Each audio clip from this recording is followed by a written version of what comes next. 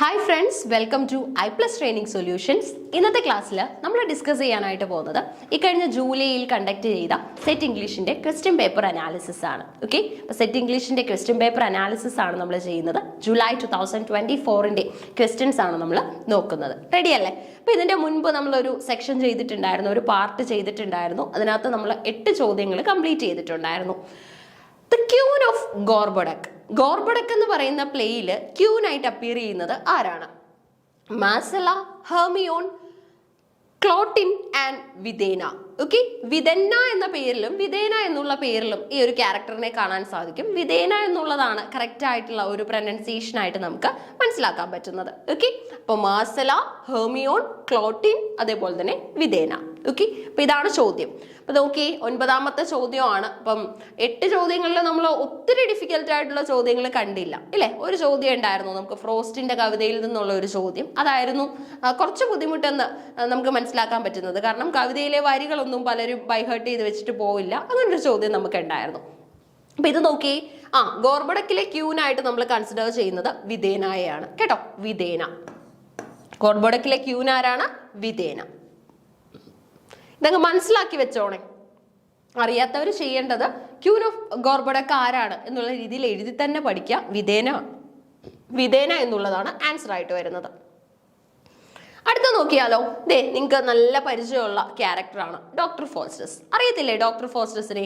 അത് tragic life of doctor Faustus എന്നുള്ള വലിയൊരു ടൈറ്റിലിൽ നമ്മളൊരു പ്ലേ പഠിച്ചിട്ടുണ്ട്. നമ്മുടെ ഒരുപാട് കഥാപാത്രങ്ങൾ, സേറ്റനും അതുപോലെ തന്നെ നമ്മുടെ മെഫിസ്റ്റോഫിലിസും ഒക്കെ തന്നെ അപ്പിയർ ചെയ്യുന്ന വളരെ ഇമ്പോർട്ടൻ്റ് ആയിട്ടുള്ള ഒരു ഇംഗ്ലീഷ് ഡ്രാമയായിരുന്നു. ചെയ്തത് നമ്മുടെ പോപ്പുലർ റൈറ്റർ ആയിട്ടുള്ള ക്രിസ്റ്റഫർ മാർലോ ആണ്. റെനൈസൻസ് ടൈം പീരീഡിലെ ക്രിസ്റ്റഫർ മാർലോയുടെ നാടകമാണ് ഡോക്ടർ ഫോസ്റ്റസ്. അപ്പം ഇൻട്രൊഡക്ഷൻ ഒക്കെ ആയി, നമുക്കിനി ചോദ്യത്തിലോട്ട് പോവാം. To which Greek mythological characters is Faustus compared in prologue in doctor Faustus? Doctor ഫോസ്റ്റസിന്റെ പ്രൊലോഗിൽ ഫോസ്റ്റസിനെ ഏത് കഥാപാത്രവുമായിട്ടാണ് കമ്പയർ ചെയ്തിരിക്കുന്നത്? ഈ കഥാപാത്രം, അതായത് ആൻസർ വരുന്ന കഥാപാത്രം ഒരു ഗ്രീക്ക് മിത്തോളജിക്കൽ ക്യാരക്ടർ ആണെന്നും പറഞ്ഞിട്ടുണ്ട്. നോക്കിയാലോ, ഹെർക്കുലീസ്, പേർഷ്യസ്, ഇക്കാരസ്, തീസിയസ്. ഓക്കെ, അതായത് ഇതിനകത്തുള്ള നമുക്കറിയാം, അതായത് ഗ്രീക്ക് മിത്തോളജിക്കൽ ക്യാരക്ടർ എന്ന് പറയുമ്പോൾ തന്നെ പെട്ടെന്ന് ഉത്തരം കിട്ടിയിട്ടുണ്ടായിരിക്കും. ഇക്കാരസ് ആണ്. ഓക്കെ, ഈ ഇക്കാരസിന്റെ ഫാദറും സിഗ്നിഫിക്കന്റ് ആണ്. അതായത് ഫാദർ ചെയ്ത കുറെ കേഴ്സ് ഒക്കെ തന്നെ മകൻ അനുഭവിക്കേണ്ടതായിട്ട് വരുന്ന കഥയൊക്കെയാണ് ഇതിനകത്ത് പറയുന്നത്. സോ നമ്മുടെ ഗ്രീക്ക് മിത്തോളജിക്കൽ ക്യാരക്ടർ ആണ് ഇക്കാരസ്. ഡോക്ടർ ഫോസ്റ്റസ് എന്ന കഥാപാത്രം ഇക്കാരസിനെ റിസംബിൾ ചെയ്യുന്നതായിട്ട് നമുക്ക് കാണാൻ സാധിക്കും. ഇനി അതുപോലെ തന്നെ ഈ ഡോക്ടർ ഫോസ്റ്റസിന്റെ പ്രത്യേകത എന്ന് പറയുന്നത് അദ്ദേഹം എറ്റേണൽ ഡാമിനേഷൻ വാങ്ങിയെടുത്ത ഒരു കഥാപാത്രമാണ് അല്ലേ? അതായത് അദ്ദേഹത്തിന് കുറേ നാള്, അതായത് ഏകദേശം 20-25 ഇയേഴ്സോളം കാലം ലോങ് ആയിട്ടുള്ള പവേഴ്സ് കൊടുക്കും. അതായത് ഈ പവേഴ്സ് ഒക്കെ തന്നെ നിനക്ക് എത്ര കാലം വേണമെങ്കിലും, ദാറ്റ് മീൻസ് അതിനൊരു കണ്ടീഷൻ ഉണ്ട്, ആ ഒരു പർട്ടിക്കുലർ ഇയർ വരെ നിനക്ക് യൂസ് ചെയ്യാൻ പറ്റും. അതിനുശേഷം നിന്റെ സോള് നീ എനിക്ക് സെല്ല് ചെയ്യണം എന്നാണ് ഡോക്ടർ ഫോസ്റ്റസിനോട് സെയ്റ്റൻ പറയുന്നത്. ഓക്കെ, സെയ്റ്റൻ അവസാനം മാത്രമാണ് അപ്പിയർ ചെയ്യുന്നത്. സെയ്റ്റന്റെ അസിസ്റ്റന്റ് ആയിട്ടുള്ള മെഫിസ്റ്റോഫിലിസ് ആണ് ഈ കാര്യങ്ങളൊക്കെ സംസാരിക്കാനായിട്ട് നമ്മുടെ ഡോക്ടർ ഫോസ്റ്റസിന്റെ അടുത്ത് എത്തുന്നത്. സോ വളരെ മികച്ച ഒരു നാടകമായിട്ടാണ് നമുക്ക് ഇതിനെ മനസ്സിലാക്കാൻ പറ്റുന്നത്. അവസാനം ആ ഒരു ലാസ്റ്റ് ടൈമില് നമുക്ക് തന്നെ ഫോസ്റ്റസിനോട് കുറച്ച് സിമ്പതിയൊക്കെ തോന്നും. ആദ്യം അഹങ്കാരിയായ ഫോസ്റ്റസിനെ കാണുന്ന കാണികൾ, ദാറ്റ് മീൻസ് ഓഡിയൻസ്, അവസാനം കാണുന്നത് എങ്ങനെയും ഈ തെറ്റുകൾ ചെയ്തതിൽ നിന്നും പ്രായശ്ചിത്തം അല്ലെങ്കിൽ അതിനുവേണ്ടി റിപ്പൻറ്റ് ചെയ്യാൻ ആഗ്രഹിക്കുന്ന ഫോസ്റ്റസിനെയാണ്. ആ സമയത്ത് നമ്മൾ കാണുന്നത് 2 ഏഞ്ചൽസ് ആണ് ഫോസ്റ്റസിന്റെ അടുത്ത് വരുന്നത്. ഗുഡ് ഏഞ്ചലും വരും, ബാഡ് ഏഞ്ചലും വരും. ഗുഡ് ഏഞ്ചൽ പറയുന്നത് ഫോസ്റ്റസ് റിപ്പൻറ്റ് എന്നാണ് പറയുന്നത്. പക്ഷെ ബാഡ് ഏഞ്ചൽ പറയുന്നത് not to repent, you haven't done any crime, you never have to repent എന്നുള്ള പോയിന്റ് ആണ് പറയുന്നത്. ഓക്കെ, ഇനി ഹെർക്കുലീസും പേർഷ്യസും തീസിയസും ഒക്കെയാണ് നമുക്ക് ഓപ്ഷനിൽ വരുന്നത്. മിത്തോളജിക്കൽ ക്യാരക്ടേഴ്സ് ആണ്. അടുത്ത നോക്കി, which among the following is not an Elizabethan theatre? അതായത് നമ്മുടെ നാടകങ്ങൾക്ക് ഏറ്റവും കൂടുതൽ ഏറ്റവും അധികം ഫ്രൂട്ട്ഫുൾ ടൈം ഏതാണെന്ന് ചോദിച്ചു കഴിഞ്ഞാൽ അതിനൊരു ഉത്തരമേ ഉള്ളൂ, അത് എലിസബത്യൻ തിയേറ്റർ ആണ്. എലിസബത്യൻ തിയേറ്റർ പല പേരുകളിൽ അറിയപ്പെടാറുണ്ട്. ഫോർ എക്സാമ്പിൾ, ഈ ഒരു റെനൈസൻസ് കാലഘട്ടം തന്നെ, അല്ലെങ്കിൽ എലിസബത്ത് രാജ്ഞിയുടെ കാലം തന്നെ നെസ്റ്റ് ഓഫ് സിംഗിങ് ബേർഡ്സ് എന്നാണ് അറിയപ്പെടുന്നത്. കാരണം നമ്മുടെ പോയിറ്റ്സിനൊക്കെ തന്നെ ഏറ്റവും സുവർണമായ കാലഘട്ടം ഏതാണെന്ന് ചോദിച്ചു കഴിഞ്ഞാൽ അത് എലിസബത്തിയൻ ടൈം പീരീഡ് ആണ്. അതുകൊണ്ടാണ് നെസ്റ്റ് ഓഫ് സിംഗിങ് ബേർഡ്സ് എന്ന് വിളിക്കുന്നത്. ഇനി അതുപോലെ തന്നെ നമ്മുടെ ലിറ്ററേച്ചറിൽ തന്നെ നോക്കിയാൽ golden age in English literature ആണ്. Golden age in English literature. English ലിറ്ററേച്ചറിലെ ഏറ്റവും സുവർണ കാലഘട്ടം അതും നമ്മുടെ ക്യൂൻ എലിസബത്തിന്റെ കാലഘട്ടമായിരുന്നു. അപ്പൊ എലിസബത്ത് ഫസ്റ്റ്, എലിസബത്ത് രാജ്ഞി അല്ലെ, പിന്നീട് നമുക്കറിയാം എലിസബത്ത് സെക്കൻഡ് ഉണ്ടായിരുന്നു. സോ എലിസബത്ത് ഫസ്റ്റ് അത്രത്തോളം സിഗ്നിഫിക്കന്റ് ആണ്. ദ റോസും സ്വാനും ഗ്ലോബും ഒക്കെ തന്നെ ഈ ഒരു കാലഘട്ടത്തിലെ ഇമ്പോർട്ടന്റ് ആയിട്ടുള്ള തിയേറ്റേഴ്സ് ആണ്. നോട്ട് ആൻഡ് എലിസബത്തിയൻ തിയേറ്റർ എന്നാണ് ചോദ്യം. ഓക്കെ, നോട്ട് എന്നുള്ളതല്ല, not that means is an Elizabethan അല്ല, is not an Elizabethan. Globe ഒക്കെ തന്നെ നമുക്കറിയാം ഇടയ്ക്ക് ഒരു പ്രോഗ്രാം അല്ലെങ്കിൽ ഒരു പ്ലേ നടക്കുന്നതിന്റെ ഇടയിൽ ബേൺ ആയ തിയേറ്റർ ഒക്കെയാണ് അല്ലെ.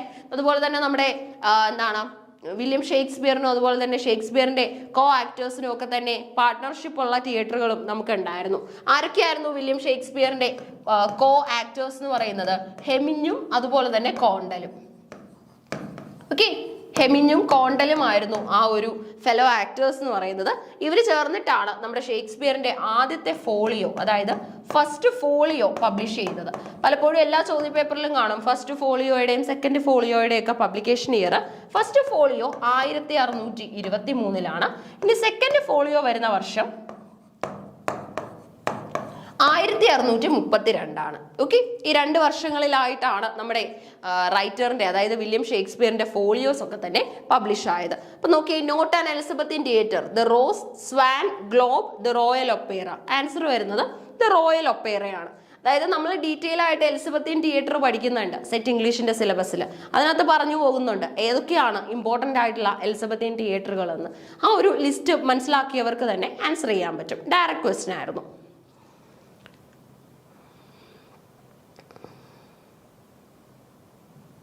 അടുത്തതായിട്ട്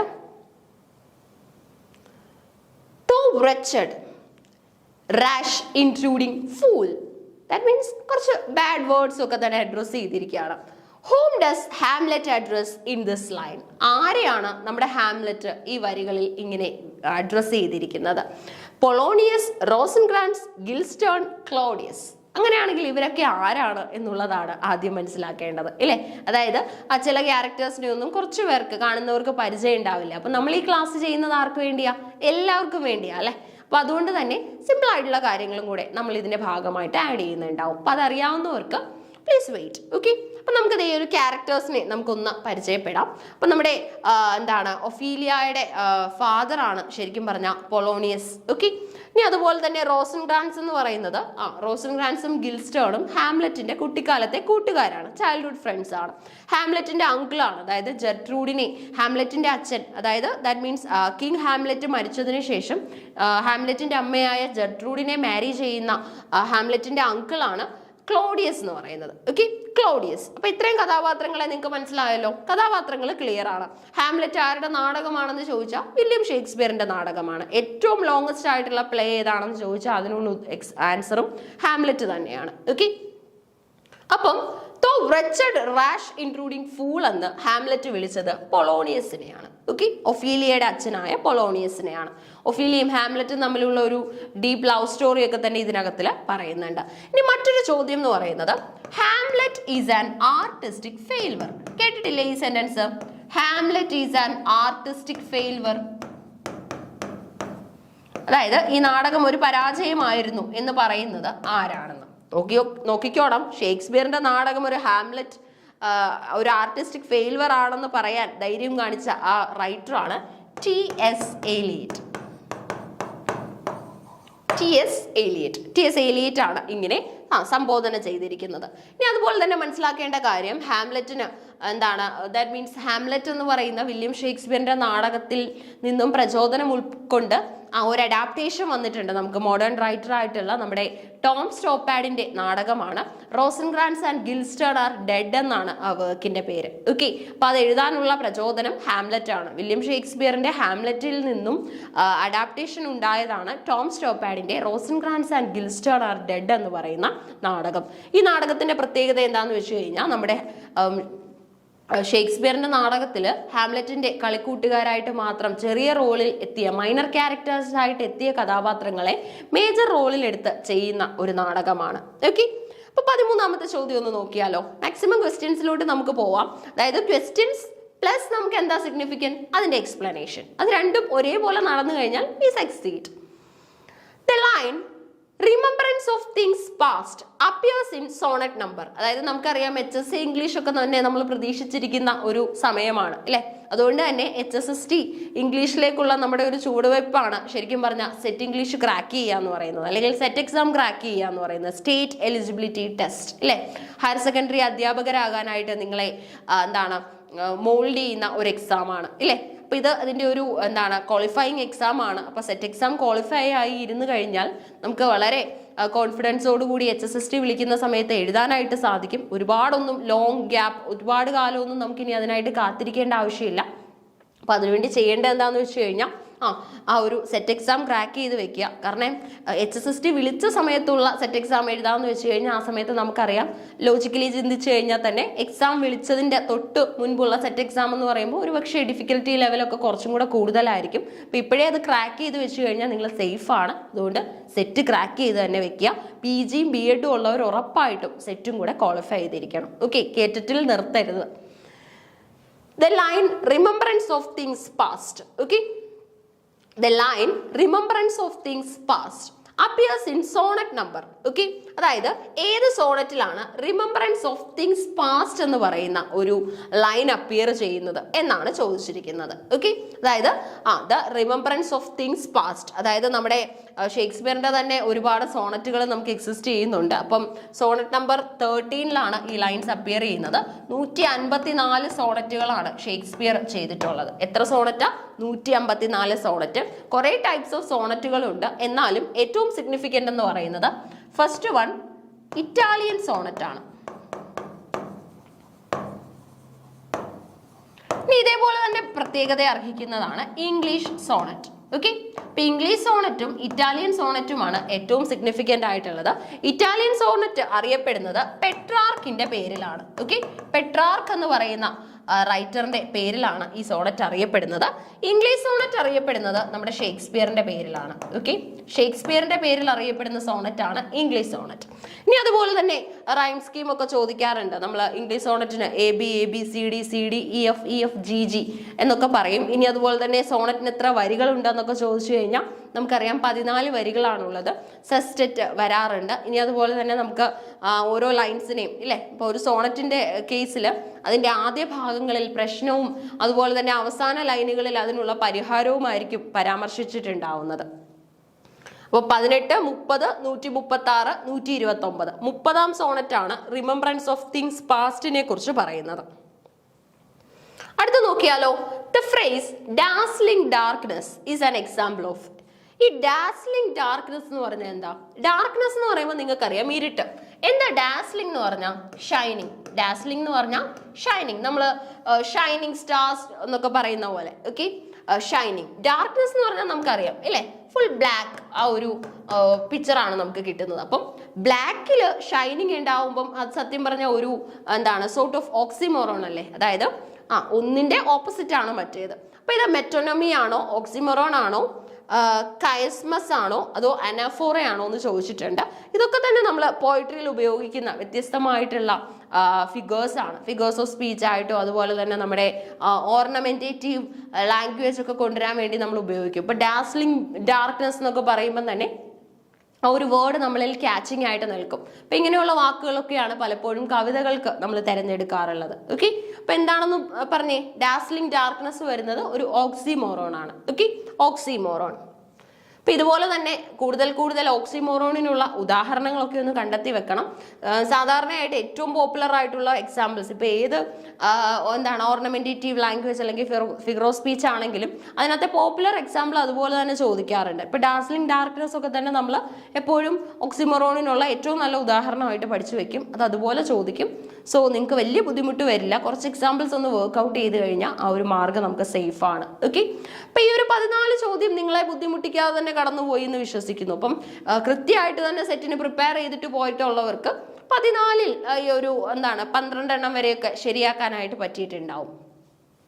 അടുത്തത് the book which bears the subtitle from this world to that which is to come.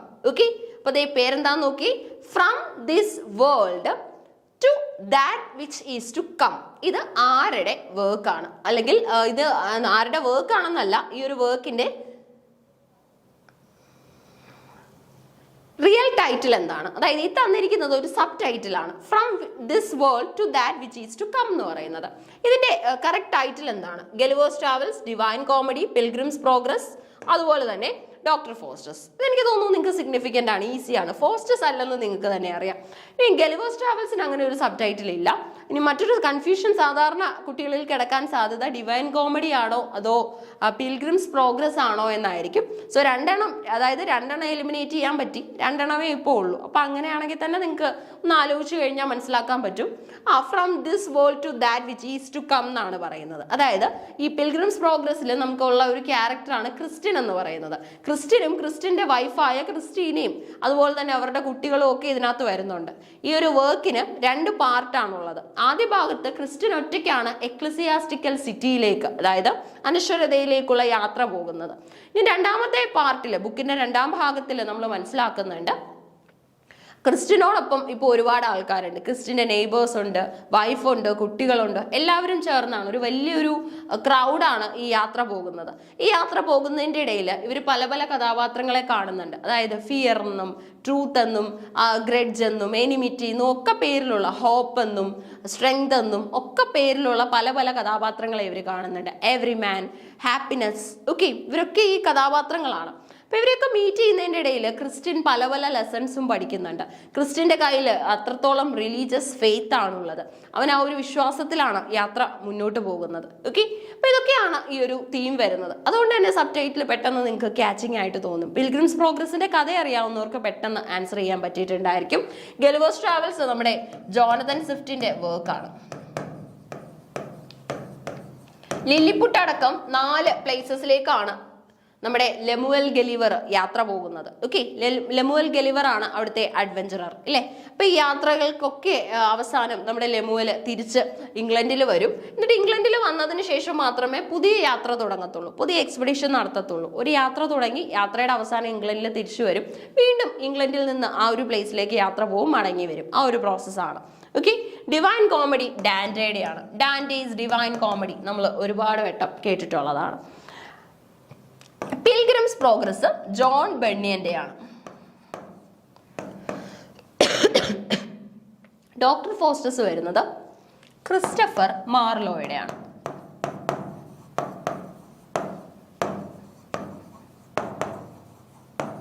Okay, കിട്ടിയില്ലേ? ഇപ്പൊ എല്ലാം എഴുതിയത് ആരാണെന്ന് പിടികിട്ടി.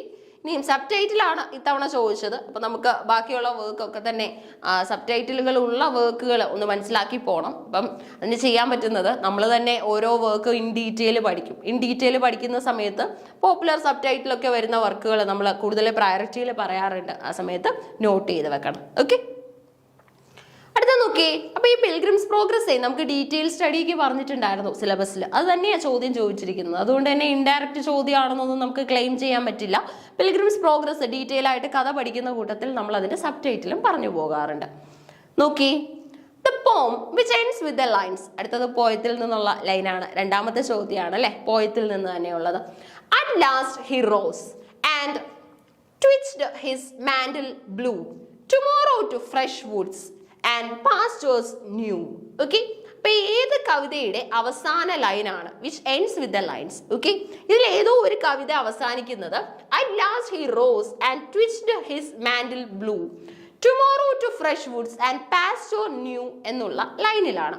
അപ്പൊ ഇത് അവസാനിക്കുന്നത് ഓക്കെ, ഈ ഒരു ഫേമസ് വർക്ക് ആരുടേതാണെന്നാണ് ചോദിച്ചിരിക്കുന്നത്. ലിസിഡാസ്, തൈർസിസ്, ഇൻ മെമ്മോറിയം, സ്കോളർ ജിപ്സി എല്ലാം തന്നെ പ്രാധാന്യം അർഹിക്കുന്ന കവിതകളാണ് അല്ലേ. തൈർസിസ് ഒക്കെ നമുക്കറിയാം, മാത്യു അർണോൾഡിന്റെ ഒക്കെ തന്നെ കോൺട്രിബ്യൂഷൻസ് ആണ്. ലിസിഡാസ്, സോ ആൻസർ വരുന്നത് ലിസിഡാസ് ആണ്. ഓക്കെ, ലിസിഡാസ് മിൽട്ടന്റെ ലിസിഡാസിലാണ് ശരിക്കും പറഞ്ഞാൽ At last he rose and twitched his mantle blue tomorrow to fresh woods and pastures new എന്നുള്ള ഒരു ലൈൻ വരുന്നത്. അതായത് കൂടുതലായിട്ടും നമുക്ക് ഈ മിൽട്ടൺ കവിതകളുടെ ഒക്കെ ഒരു പ്രത്യേകത എന്ന് പറയുന്നത് കൂടുതലും ഗോഡിനോടുള്ള പ്രേയേഴ്സ് ആണ്. ആ രീതിയിലുള്ള കവിതകൾ നമുക്ക് ഒരുപാട് കാണാനായിട്ട് സാധിക്കും. സ്കോളർ ജിപ്സിയുടെ കഥ വരുന്നത് ഒരു ജിപ്സി ഗ്രൂപ്പിനോടൊപ്പം എന്താണ് സ്റ്റഡീസ് ഒക്കെ തന്നെ വേണ്ടെന്ന് വെച്ച് ബങ്ക് ചെയ്ത് ട്രാവൽ ചെയ്യാനായിട്ട് ശ്രമിക്കുന്ന ഒരു ഗ്രൂപ്പിനെയാണ്, ഒരു വ്യക്തിയെയാണ് നമുക്ക് കാണാൻ സാധിക്കുന്നത്. വളരെ ഇമ്പോർട്ടൻ്റ് ആയിട്ടുള്ള നമ്മുടെ വില്യം കോൺഗ്രീവിന്റെ നാടകം മിറബെല്ലും മിലമെന്റും ഒക്കെ അപ്പിയർ ചെയ്യുന്ന the way of the world. Okay, അപ്പൊ നിങ്ങൾ പ്രതീക്ഷിക്കാത്ത ഒരു ചോദ്യമാണ് അവിടെ നിന്ന് ചോദിച്ചിട്ടുള്ളത്. The first scene of William Congreve's അല്ലെങ്കിൽ Congreve's the way of the world is set in. നമ്മുടെ കോൺഗ്രീവിന്റെ വേ ഓഫ് ദ വേൾഡ് എന്ന് പറയുന്ന നാടകത്തിന്റെ ആദ്യ സീൻ എവിടെയാണ് സെറ്റ് ചെയ്തിരിക്കുന്നതെന്ന് ചോദിച്ചു. ഓക്കെ, നോക്കി, പ്രതീക്ഷിക്കാത്ത ചോദ്യമാണെന്ന് ഞാൻ പറയും. കാരണം നമ്മൾ പറഞ്ഞു പോകുന്നുണ്ട് സീൻ, അതിനകത്ത് ഓരോ സീനൊക്കെ പറഞ്ഞു പോകുന്നു, ആ സീൻ ഇവിടെയാണ് സെറ്റ് ചെയ്തിരിക്കുന്നതെന്നൊക്കെ പറയുന്നു. എന്നാൽ പോലും ആ സീനൊക്കെ എടുത്ത് ചോദിക്കുമോ എന്ന് നമുക്ക് എന്താണ് അത്രത്തോളം നമ്മൾ കരുതി പോവില്ല. കുറച്ച് കുട്ടികൾ, കുറച്ച് പേരൊക്കെ ഡീറ്റെയിൽ ആയിട്ട് ആ ഒരു സീനിന്റെ എവിടെയാണ് നടന്നിരിക്കുന്നതെന്നൊക്കെ എഴുതി വെച്ച് നോക്കിയിട്ട് പോയിട്ടുള്ളവരുണ്ടായിരിക്കും. അപ്പൊ ഇതൊരു ഇൻഡെപ്ത് ചോദ്യം തന്നെയാണ്. ഓക്കെ, അപ്പൊ ഇതിനകത്തിലെ മറ്റ് കഥാപാത്രങ്ങളാണ് ഒന്ന് മിറബെല്ല്, മറ്റൊരെണ്ണം മിറബെല്ലിനെ സ്നേഹിക്കുന്ന മിലമെന്റ്. ഓക്കെ, ഇവരൊക്കെ ഇതിനകത്താണ് അപ്പിയർ ചെയ്യുന്നത്. ഇനി അതുപോലെ തന്നെ ലേഡി വിഷ്ഫോർട്ട്. ഇതിന്റെ ഒരു കഥ എന്താന്ന് ചോദിച്ചു കഴിഞ്ഞാൽ മിലമെന്റും മിറബെല്ലും തമ്മിൽ വളരെയധികം കാഠിന്യത്തിലുള്ള പ്രണയത്തിലാണ്. ഓക്കെ, വളരെയധികം ഇൻഡെപ്ത് ലവിലാണ്. അപ്പൊ ഇവരെ പിരിക്കാനായിട്ട് ഒരുപാട് പേര് ശ്രമിക്കുന്നുണ്ട്. ലേഡി വിഷ്ഫോർട്ട് ഒക്കെ ആ കൂട്ടത്തിൽ വരും. അപ്പൊ ഈ പെൺകുട്ടിക്ക് ഒരുപാട് അസറ്റ് ഉണ്ടായിരുന്നു. ഈ പെൺകുട്ടിക്ക് മെച്ചൂരിറ്റി എത്തുന്നതിന് മുൻപ് ഇവള് മാരി ചെയ്യുകയാണെങ്കിൽ, അല്ലെങ്കിൽ വിഷ്ഫോർട്ട് പറയുന്ന ആളിനെ അല്ലാതെ മറ്റാരെങ്കിലും മാരി ചെയ്ത് കഴിഞ്ഞാൽ ഈ പ്രോപ്പർട്ടി റൈറ്റ്സ് ഒന്നും ഇവർക്ക് കിട്ടത്തില്ല, ഈ പെൺകുട്ടിക്ക് കിട്ടത്തില്ല എന്നാണ് പറയുന്നത്. അവസാനമാണ് നമ്മൾ മനസ്സിലാക്കുന്നത് ഈ ഓൻറ്റ് എന്ന് പറയുന്ന ക്യാരക്ടറും കുറച്ച് ഫ്ലേർട്ടിംഗ് ഒക്കെയാണ്. ഉള്ള രീതിയിലുള്ള കാര്യങ്ങളൊക്കെ തിരിച്ചറിയുകയും ഒക്കെ ചെയ്യുന്നുണ്ട്. ഇനി അതുപോലെ തന്നെ അരിസ്റ്റോക്രസിയുടെ ആ ഒരു അപ്പർ ലൈഫിനെയൊക്കെ ഒന്ന് മോക്ക് ചെയ്യാനൊക്കെ ശ്രമിക്കുന്ന വില്യം കോൺഗ്രീവിന്റെ നാടകമാണ്. ഓക്കെ, സോ നമുക്ക് കോമഡി ഓഫ് മാനേഴ്സിനൊക്കെയുള്ള ഉദാഹരണമായിട്ട് എടുക്കാം. അപ്പം ഇതിന്റെ ഫസ്റ്റ് സീൻ സെറ്റ് ചെയ്യുന്നത് ദ ചോക്ലേറ്റ് ഹൗസിലാണ്. The chocolate house. അപ്പൊ അതുകൊണ്ട് തന്നെ അടുത്ത പരീക്ഷയ്ക്ക് ഞാനങ്ങ് പറയുകയാണ്. ഓക്കെ, അതായത് നമ്മുടെ ആംസ് ആൻഡ് ദി മാൻ എന്ന് പറയുന്ന GB ഷോയുടെ ഒരു വർക്ക് വരുന്നില്ലേ, arms and the man. Arms and the man ആരുടെ നാടകമാണ്? ഷോയുടെയാണ് അല്ലെ, GB ഷോയുടെയാണ്, ജോർജ് ബെർണാഡ് ഷോയുടെയാണ്. അപ്പൊ അതിനകത്തില് നമുക്ക് ബ്ലെച്ച്ലി എന്ന് പറഞ്ഞൊരു കഥാപാത്രം വരുന്നുണ്ട്. അതായത് ഒരു റയനെയും ബ്ലെച്ച്ലി എന്ന് പറയുമ്പോൾ ഒരു സ്വിസ് സോൾജിയർ ആണ്. റയനയുടെ റൂമിലേക്ക്, ചേംബറിലേക്ക് ഒളിച്ചു കയറുകയാണ് ചെയ്യുന്നത് അല്ലെ, യുദ്ധത്തിൽ നിന്നും രക്ഷപ്പെട്ടു വരുന്ന ഒരാളാണ്. അപ്പൊ റയന ബ്ലെച്ച്ലിയെ വിളിക്കുന്നതാണ് ചോക്ലേറ്റ് ക്രീം സോൾജിയർ. പണ്ട് സ്ഥിരമായിട്ട് സെറ്റിനും നെറ്റിനും ഒക്കെ ചോദിക്കുന്ന, റിപ്പീറ്റ് ചെയ്ത് കാണുന്ന ഒരു ചോദ്യമായിരുന്നു. ഇപ്പൊ കുറച്ച് നാളായിട്ട് നമ്മൾ കാണാറില്ല. നോക്കി, ചോക്ലേറ്റ് ഹൗസ് വന്നതുകൊണ്ടാണ് ചോക്ലേറ്റ് ക്രീം സോൾജിയർ എന്ന പേരുകൂടെ ഞാനങ്ങ് പറഞ്ഞത്. അത് റയന ബ്ലെച്ച്ലിയെ വിളിക്കുന്നതാണ്. അപ്പൊ ഇത് ചോക്ലേറ്റ് ഹൗസിലാണ് ഇതിന്റെ സെറ്റിങ്. റെയിൽവേ സ്റ്റേഷനും ലേഡി വിഷ്വോർട്ടിന്റെ ഹോമും ടീ ഹൗസും ഒക്കെ വരുന്നുണ്ട്. ഈ ലേഡി വിഷ്വോർട്ട് ഹോമിലോട്ടൊന്നും നേരെ നിങ്ങളുടെ കണ്ണുകൾ പോവരുത്. കാരണം ലേഡി വിഷ്വോർട്ട് അതിനകത്തെ നായിക ആന്റിയാണ് അല്ലെ. അപ്പൊ അതുകൊണ്ട് തന്നെ പെട്ടെന്ന് വിഷ്വോർട്ട് ആയിരിക്കും. വിഷ്വോർട്ടിന്റെ വീട്ടിൽ നടക്കുന്ന രംഗങ്ങളൊക്കെ ഉണ്ട്, സീനൊക്കെ ഉണ്ട്, ഇല്ലെന്നല്ല. എന്നാൽ പോലും ആദ്യത്തെ സീൻ നടക്കുന്നത് ചോക്ലേറ്റ് ഹൗസിലാണ്. ചോക്ലേറ്റ് ഹൗസിലാണ് കേട്ടോ. ലേഡി വിഷ്വോർട്ട് ഹോമിലോട്ട് പോകരുത്. റെയിൽവേ സ്റ്റേഷനും ടീ ഹൗസും ഒന്നും, റെയിൽവേ സ്റ്റേഷനൊന്നും നിങ്ങൾ പെട്ടെന്ന് ഓർക്കുമെന്ന് ഞാൻ വിചാരിക്കുന്നില്ല. ടീ ഹൗസും ഒന്നും അല്ല ആൻസർ വരുന്നത്, ചോക്ലേറ്റ് ഹൗസ് ആണ് കേട്ടോ. അടുത്തത് direct question. The century called the age of enlightenment. ആരും എഴുതും ഇല്ലേ. അതായത് ഇപ്പം നമ്മുടെ നെറ്റിനോ സെറ്റിനോ അല്ലെങ്കിൽ ഇപ്പം യൂഷ്വലി ഇപ്പം ഡിഗ്രിക്ക് തന്നെ പഠിച്ചുകൊണ്ടിരിക്കുന്ന ലിറ്ററേച്ചർ സ്റ്റുഡൻസിനോട് ചോദിച്ചു കഴിഞ്ഞാൽ അവർക്കറിയാവുന്ന ഒരു ഉത്തരമാണ് ഏജ് ഓഫ് എൻലൈറ്റൻമെന്റ് എന്നറിയപ്പെടുന്നത് ഏത് സെഞ്ചുറി ആണെന്ന്. ഏതാണ്? 17, 18, 19, 20 നമുക്കുണ്ട്. ഏതാണ് ആൻസർ വരുന്നത്? ആൻസർ വരുന്നത് 18ാം സെഞ്ചുറിയാണ്. ഓക്കെ, 18ാം സെഞ്ചുറിയാണ് ഏജ് ഓഫ് എൻലൈറ്റൻമെന്റ് എന്ന് അറിയപ്പെടുന്നത്.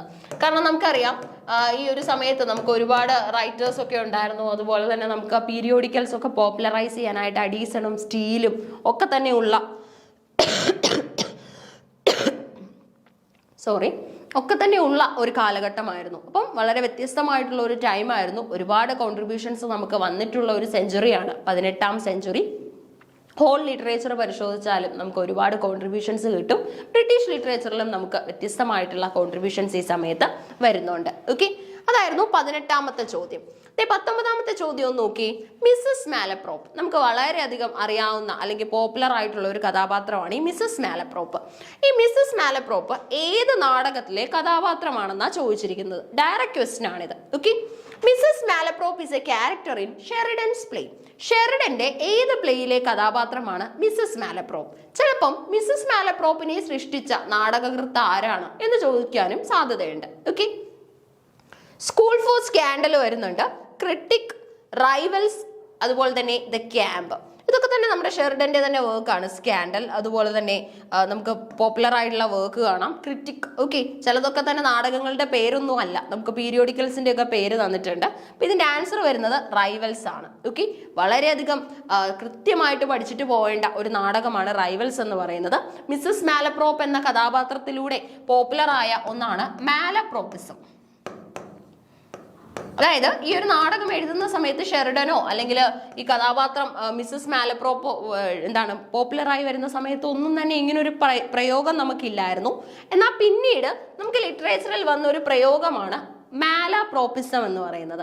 എന്താണിതെന്ന് ചോദിച്ചു കഴിഞ്ഞാൽ, അതായത് ഇപ്പം നമ്മൾ ഒരു ബന്ധവുമില്ലാത്ത വാക്കുകൾ തമ്മിൽ ക്ലബ് ചെയ്യുന്നു, ബ്ലെൻഡ് ചെയ്തിട്ട് നമ്മളത് പറയുന്നു. അപ്പം അത് പോർട്ട്മാൻറ്റിയോ വേർഡൊന്നും അല്ല. പോർട്ട്മാൻറ്റിയോ എന്ന് പറയുമ്പോൾ നമുക്കറിയാം ബ്രഞ്ച് പോലെയുള്ള വാക്കുകളാണ്, അതിന് കൃത്യമായിട്ടൊരു മീനിങ് ഉണ്ട്. പക്ഷെ മിസ്സസ് മാലപ്രോപ്പ് സംസാരിക്കുന്ന മാലപ്രോപ്പിസം എന്ന് പറഞ്ഞാൽ അവരതൊരു ഫാഷനബിൾ ലൈഫ് അല്ലെങ്കിൽ ഫാഷനബിൾ ലാംഗ്വേജ് ആയിട്ടാണ് ഈ ഒരു നാടകത്തിൽ പറയുന്നത്, ഇല്ലേ?